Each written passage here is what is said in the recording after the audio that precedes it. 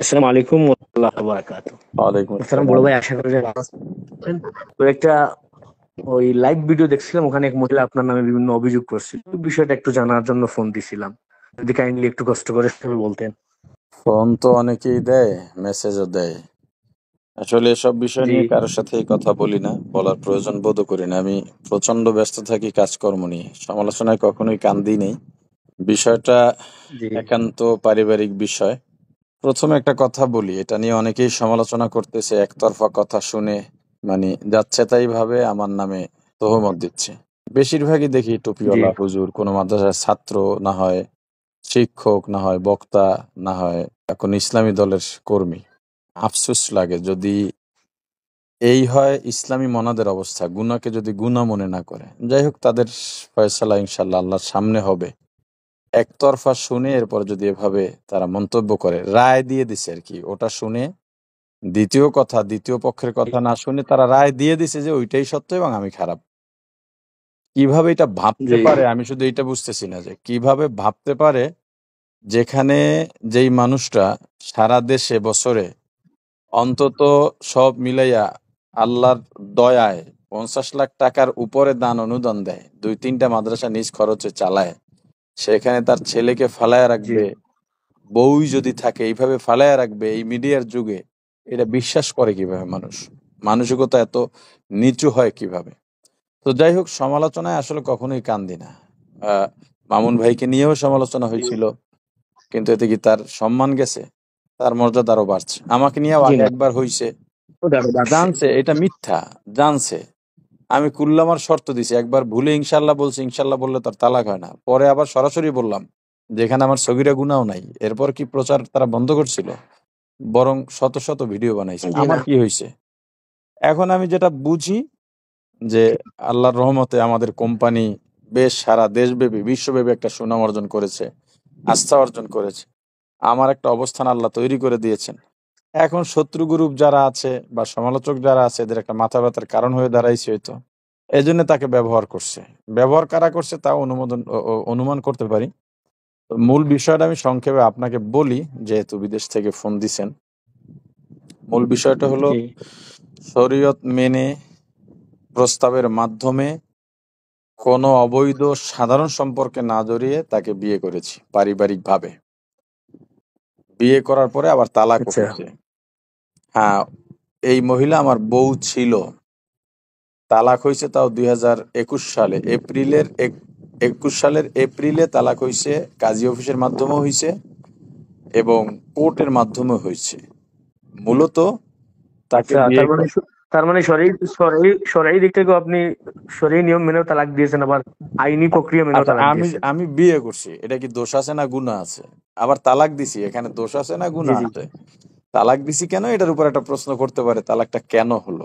তাকে বিবাহ করার পর বেশ বেশি দিন না, 1 সপ্তাহ 2 সপ্তাহের মধ্যে তার একটা আচরণ আমাদের সবার মাইন্ডে লাগলো।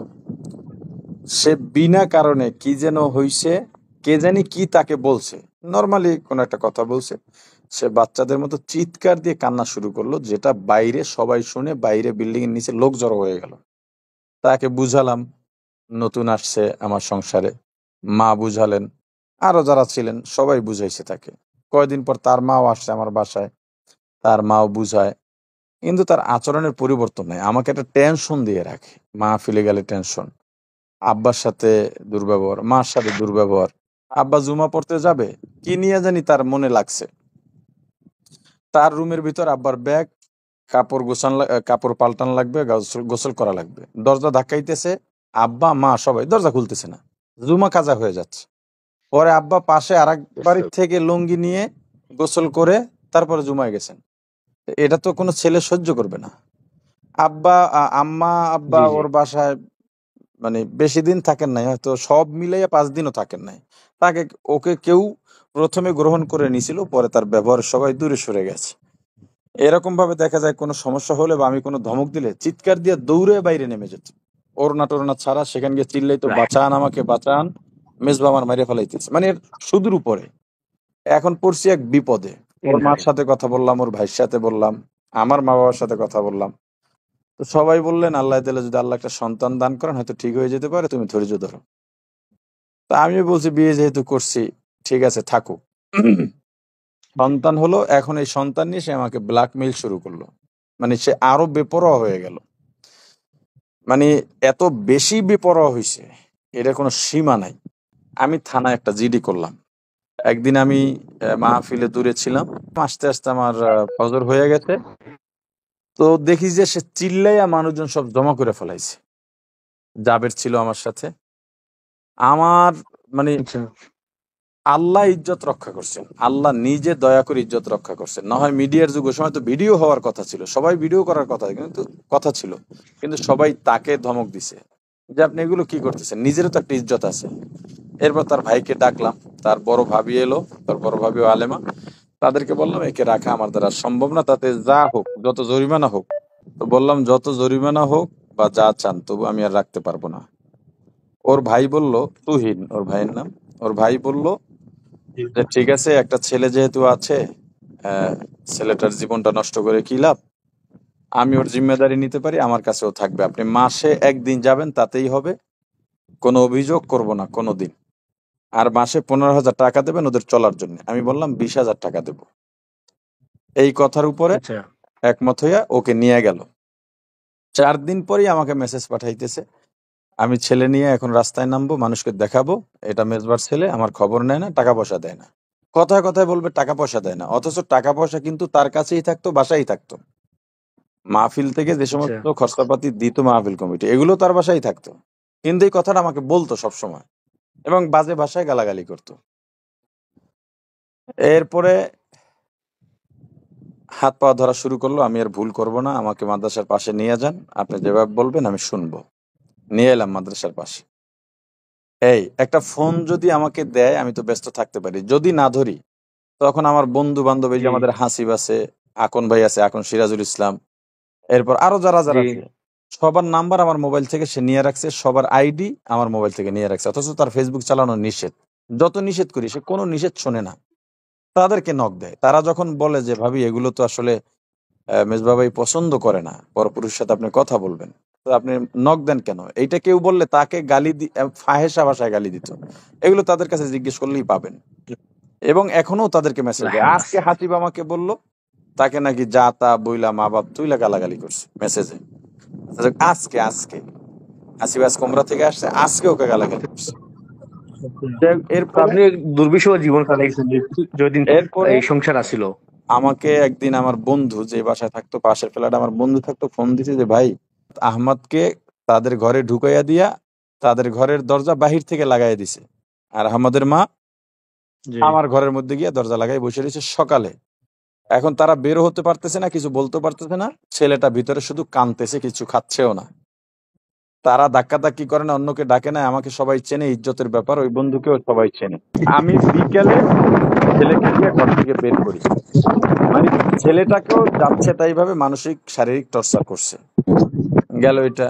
আচ্ছা আর একবার সে নিজে ঘরের মধ্যে ঢুকে আমাকে ফোন দিছে, আর একবার আমাকে ফোন দিছে যে আমি ছেলে সহ আত্মহত্যা করতেছি। এরকম আমার মাকেও ফোন দিয়া বলতো আমি ছেলে সহ আত্মহত্যা করতেছি। আবার আমার খালাস জাবেরের বউকে ফোন দিয়া বলতো যে আমার ছেলেকে মেরে ফেলাইতেছে। মানে এই ধরনের মানসিক টর্চার গুলো করতো। একটা মাহফিলে রওনা দিছি, আমাকে ফোন দিয়া বলতেছে আমি ছেলে সহ এখন আত্মহত্যা করতেছি। কি কারণে, কি সমস্যা? সমস্যা আপনি বাসায় আসেন না কেন, মাহফিল যাইতে পারবেন না। মানে ও অযৌক্তিক এরকম বহু দাবি করতো। আমি গাড়ি আচ্ছা ঘুরে আসতে আসতে সন্ধ্যা, আমি ছিলাম ঢাকার বাইরে চিটাং এর ওদিকে।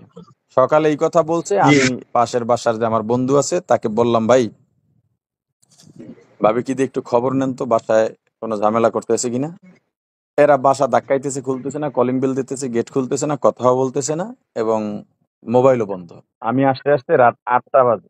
আইসা দরজায় ধাক্কাই, দরজা খুলে না, কথাও নাই, ফোন বন্ধ। পরে কদমতলী থানায় গেলাম, তৎকালীন ওসি ছিল জামাল ভাই, এখন ঢাকায় কোন থানায় যেন আছে। এবং কদমতলীর তৎকালীন ওসি অপারেশন ছিল জাকির ভাই, এখন সম্ভবত উনি যাত্রাবাড়িতে আছেন। জাকির ভাই সহ 10-12 জন পুলিশ আচ্ছা পাঠাইলেন ওসি সাহেব। তারাও দরজা চেষ্টা করলেন, কোনো সাড়া না পাইয়া আমরা একটা চিন্তায়, আমি তো শেষ, একেবারে শেষ, কোনো অঘটন ঘটাইলে তো সব দায় আমার উপরে পড়বে, কেউ কিছু মানতেও চাইবে না। তার মাও জি জি জানে, ভাইরাও জানে এর ব্যবহার এরকম, তারাও অতিষ্ঠ। কিন্তু এরকম দুর্ঘটনা ঘটাইলে তারাও তখন বলবে যে আমি খারাপ। তা আমার জি। সবই শেষ হয়ে যাবে এই অবস্থার মধ্যে ওখানে দাঁড়ানো। বাড়িওয়ালা আমার ওই বন্ধু এবং আমরা সবাই পুলিশ মিললে ওই দরজাটা ভাঙ্গা হইলো। দরজা ভেঙে ভিতরে ঢুকে দেখি সে বসে বসে হাসতেছে আমাদেরকে দেখা। এর কয়দিন পরেই মার্কাজুত তাকওয়া চলে গেছে এবং আমার মেয়েদেরকে নিয়ে মানে অশ্লীল অশ্লীল কথা বলতো। তো এরপরে মার্কাজুত তাকওয়া চলে গেছে, গিয়া ইফতার ছাত্র সহ সবাইকে গালাগালি করলো, হুজুরদেরকে গালাগালি করলো। আমার ওই বিনিয়োগকারীদের টাকা ছিল কোম্পানির অফিসে, ওখানে তখন তো মার্কাজের বিল্ডিং এ আমার কোম্পানির অফিস ছিল, 2.5 লাখ টাকা ছিল, সেটা জি। নিয়ে গেল।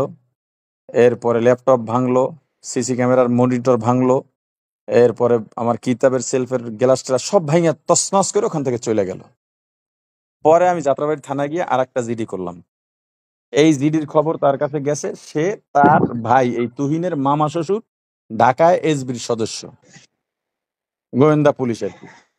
উনি আমারে ফোন দিয়া সন্ত্রাসী স্টাইলে খুব ভয় দেখাইলো এবং থ্রেট দিল। আমি এসবির প্রধানের কাছে গিয়ে নালিশ জানাইলাম, ওনাকে বদলি করে দিছে। বদলি করছে, এখন উনি ফোন দিছে যাত্রাবাড়ি থানায়। তো যাত্রাবাড়ির থেকে আমাকে বললেন যে এরকম ফোন দিছে, আপনি এটা সুরাহা করেন। আমি বলছি, ঠিক আছে, আসতে বলেন তাদেরকে। এর আগে আমি একদিন কয়েকজন আলেম নিয়েও বাসায় গেছিলাম, তাকে বুঝাইতে। সে আলেমদের সামনে সে চেহারা খোলা অবস্থায় চলে গেছে, সব আলেমকে সে অপমান করছে। এরপর আমি দাঁত কামড়াইয়া থাকছি, জিব্বা কামড়াইয়া থাকছি, কারণ হলো ইজ্জত, আমার ইজ্জত, ছেলেটা আছে, যা দুনিয়ার জি। কষ্ট জি। মেনে নেবো, সমস্যা নেই। এরপরে তারা এলেন, এর মাঝে একবার যাতাবাড়ি থানায় সে চলে গেছিল। আমাকে তখন ওসি ছিলেন মাজার ভাই, আমাকে বললেন ওকে একটা বাজে ভাষায় গালি দিয়ে বলছেন, মানে বিরক্ত হইয়া, যে এইরকম একটা মেয়েকে আপনি বিবাহ করছেন কিভাবে, এই অবস্থা। যাই হোক, এরপরে বাসায় বসলাম। সেই তার ভাইয়ের মামা শ্বশুর, ওর নাম মোখলেসুর রহমান, গোয়েন্দা পুলিশ, এবং যাত্রাবাড়ি থানার এসআই ওসমান ভাই। এই ওসমান ভাই এখনো যাত্রাবাড়িতে আছে। এবং ওই মুখলেসের সাথে আর একজন মাস্তান আসছিল, জগলু নাম। এরা বৈশা একটা আচ্ছা। স্টাম্পে লিখিত হলো, ওই স্টাম্পের লিখিত এটা নোটারিও করা হয়েছে। তিনটে স্টাম্পে লেখা হয়েছে, সেখানে অনেকগুলো শর্ত তাদের নিজেদের হাতে লেখছে। শর্তের মধ্যে আছে আমার অনুমতি ছাড়া বাইরে নামা যাবে না। তার মানে সে আমার অনুমতি ছাড়া কিন্তু বাইরে নামতো। এরপরে যাইতো। জি। হ্যাঁ, ফেসবুক, ইমো এগুলো চালানো যাবে না, অর্থাৎ এগুলো সে চালাইতো, আমার নিষেধের পরে চালাইতো। তো এই শর্তদের চালাই। চালানো যাবে না। এরপর আমার বন্ধু বান্ধব কাউকে মেসেজ করা যাবে না। তার মানে এটা সে করতো, এই জন্য এই শর্ত তারা দিছে। আমার মা বোন ভাই, জি। জি। বাবা মা, ভাই বোন, এদের কারোর সাথে দুর্ব্যবহার করা যাবে না, এই শর্ত আছে। এটাও সে করতো দেখেই তো শর্ত দিছে। এরকম অনেকগুলো শর্ত দিয়ে 1 মাস টাইম দিল, এবং মাসে তাকে আমি 15,000 টাকা দেবো, আর বাসা ভাড়া আলাদা দিয়ে দেবো, আমি দিয়ে দেবো, বাসা ভাড়ার বাইরে 15,000 টাকা দেবো। এই আর ছেলে যদি অসুস্থ হয় বা কিছু হয়, এটার খরচ আমি আলাদা দেবো। 1 মাস সময় দিলে 1 মাসের মধ্যে যদি সে এই আমলটা করতে পারে তাহলে আমার সাথে সংসার করতে পারবে, যদি আমলটা করতে না পারে তাহলে আমার সাথে সে সংসার করতে পারবে না। এই সিদ্ধান্ত হয়ে গেল। এক আচ্ছা। সপ্তাহের মধ্যে এখানে এই মোকলেস, জগলু, এদের মোবাইল নাম্বার, স্বাক্ষর সব আছে এই স্টাম্পে, এই স্টাম্প আমার কাছে আছে। 1 সপ্তাহের মধ্যে সেটা পাল্টাইলো। জি। পরে মোখলেসের ফোন দিলাম, সে বলে আমি এর দায়িত্ব নিতে পারবো না, এই মেয়ে খারাপ, আমি যা বুঝছিলাম সেটা না, আমাকে আপনি মাফ করে দিন। এরপরে আমি এর মাঝে প্রায় 4-5টা জিডি তার নামে আমি করছি থানায়। কি করার, আমার তো বাঁচতে হবে। শেষ পর্যন্ত হ্যাঁ। জি। জি। শেষ পর্যন্ত সে আমার নামে, শত্রুদের খেলার পুতুল ছিল সে, সোজা আমার শত্রু যে কেউই তাকে ব্যবহার করতে পারতো। শত্রু পাইলে সে খুশি হইতো, আমার শত্রুর কারো নাম্বার পাইলে সে খুশি হয়ে যেত, তাদের সাথে কথা বলতো, আমার ব্যাপারে কিভাবে আমাকে ছোট করা যায় এটা সে পরামর্শ করতো। সে গিয়ে আমার নামে একটা নারী শিশু মামলা দিল। নারী শিশু মামলায় জামিন পাওয়া মুশকিল, পাওয়া যায় না। তা অভিযোগ দিছে কোন জি। সালের, ফেব্রুয়ারির 15 তারিখ দিন, আমার সালটা মনে নেই, ফেব্রুয়ারির 15 তারিখ আনুমানিক সন্ধ্যা 6টায় বাসায় গিয়ে তাকে মারধর করে 5 লাখ টাকা যৌতুক চাইছি। তা আল্লাহর কি রহমত, আমি 13, 14, 15, 16, 17 এই কয়টা তারিখ ছিলাম আপনাদের সিলেটের মাহফিলে।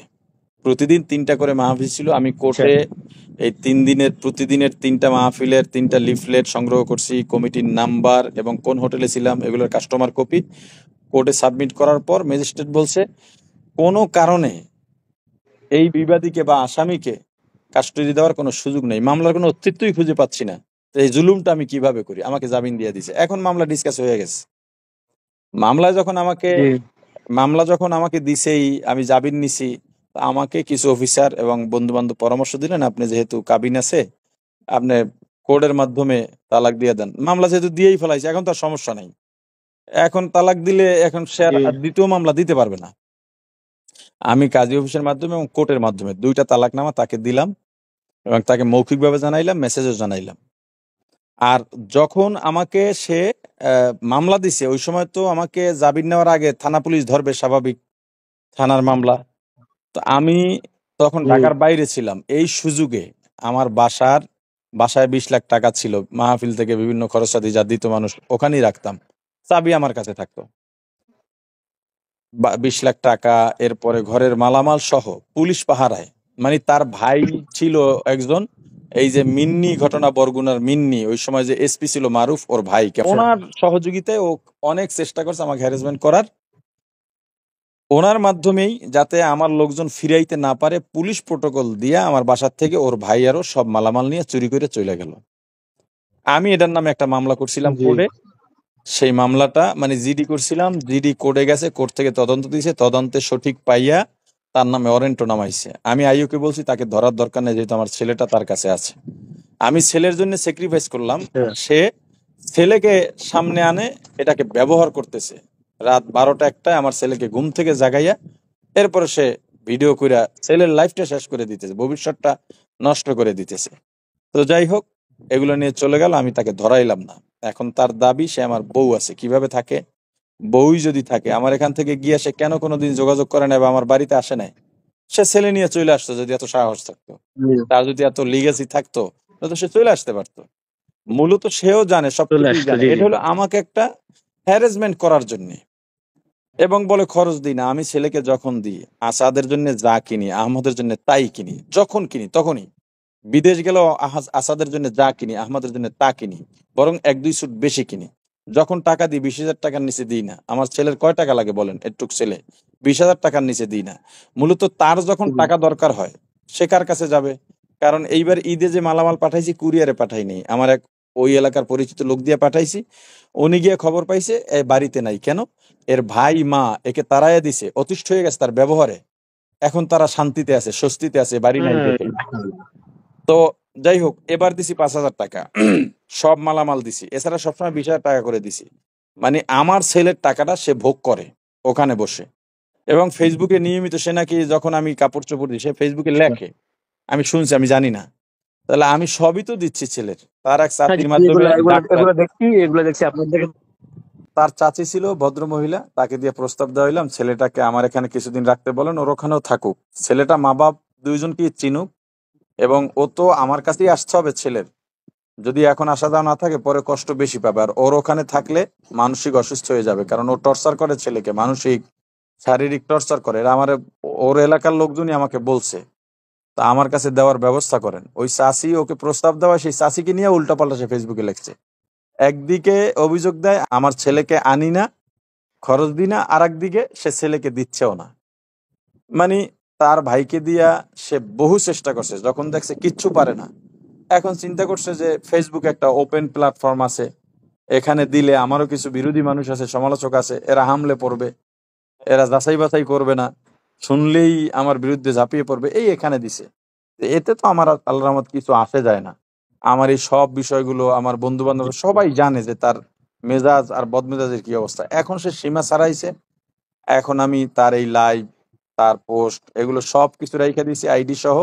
অলরেডি আমি আইনি ব্যবস্থা নিয়ে নিচ্ছি।